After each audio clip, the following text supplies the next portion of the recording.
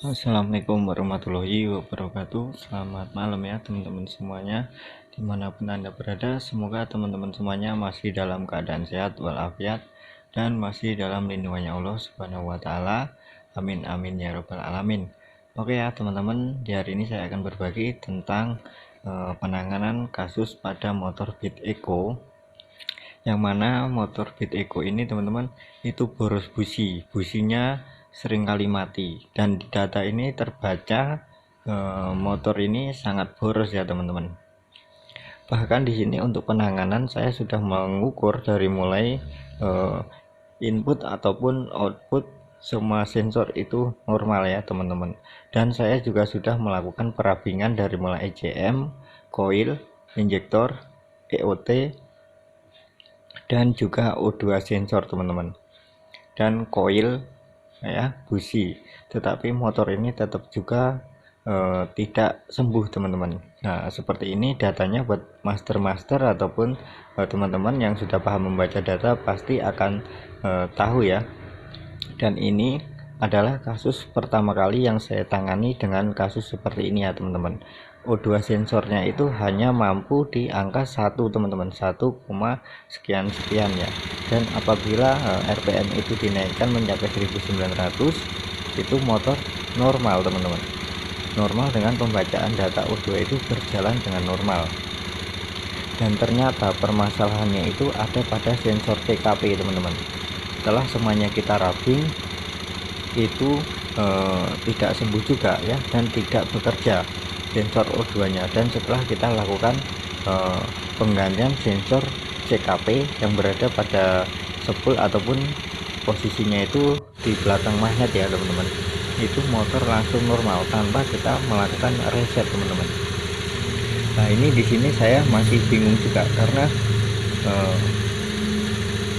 ini adalah kasus pertama kali yang saya tangani. Saya merasa cukup aneh teman-teman, kok sensor TKP ini yang fungsinya untuk pengapian, pengisian, dan juga double starter ya teman-teman, tetapi berpengaruh pada pergerakan sensor O2 nya, yang mana yang sebelumnya itu sensor O2 ini itu nggak normal teman-teman ya, nggak bisa bekerja secara normal, yaitu dari 0,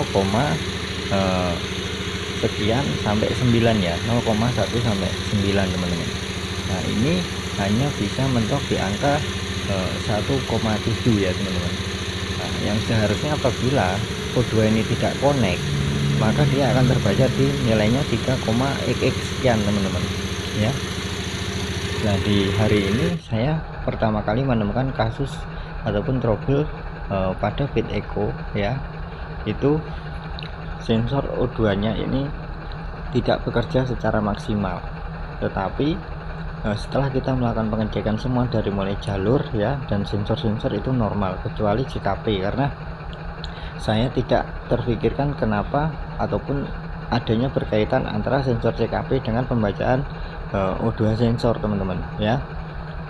Nah ini adalah kasus yang pertama kali saya temui di motor unit Beat Eco ya, Beat Eco. Nah, itu cukup aneh teman-teman ya. Saya sampai bertanya juga ataupun berkonsultasi kepada teman-teman saya di grup menangani kasus ini. Nah, dan kita menemukan adanya itu bisa dibilang sensor CKP ini sudah pening teman-teman, ataupun sudah mulai error, jadi ngefek ke sensor O2 nya. Namun secara fungsinya CKP ya ada berkaitan, tetapi tidak 100% berkaitan dengan O2, karena sensor TKP ini menurut saya fungsinya cuma ada 3. Yang pertama dia digunakan untuk pengisian, yang kedua starter, dan yang ketiga itu adalah untuk pengapian ya teman-teman.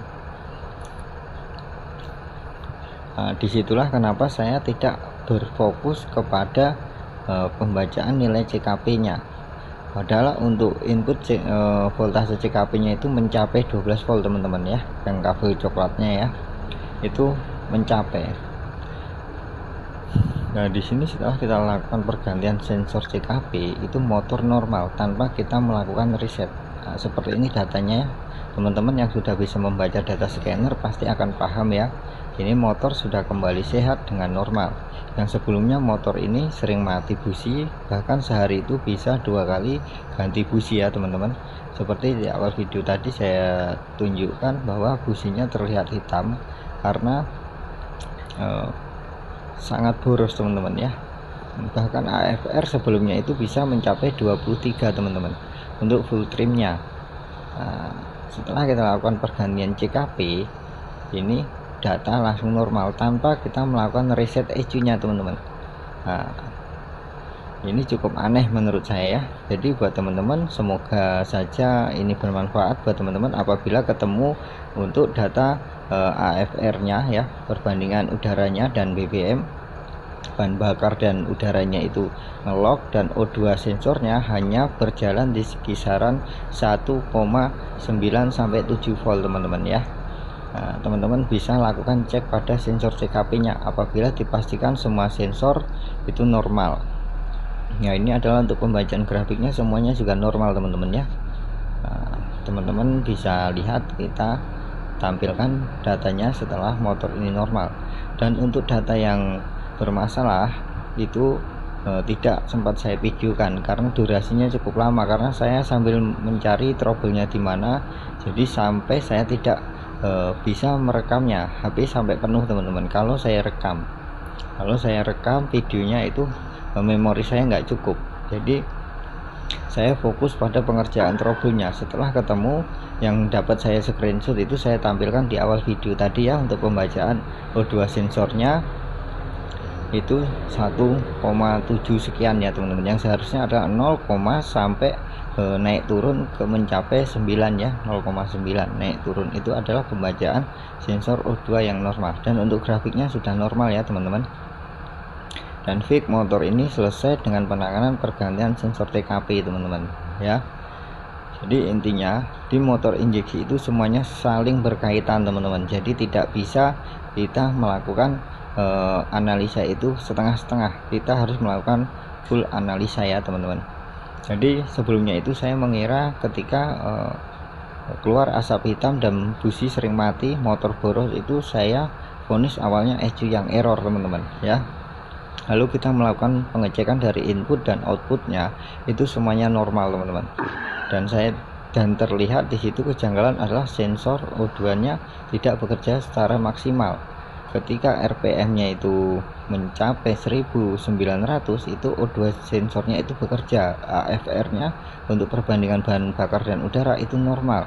Dan untuk full trimnya itu di HDS scanner saya yang terbaca itu di angka 7 sampai 1 sampai 7 teman-teman, itu bisa dikatakan normal. Dan beda lagi pembacaan apabila di MST ya, itu akan sangat beda. Untuk pembacaannya pasti akan disitu akan terbaca min ataupun plus ya, disitu tandanya. Tapi kalau di HDS itu normalnya 7 sampai ke bawah ya, anggap aja 1 sampai 7 itu normalnya di HDS scanner yang saya pakai ya teman-teman.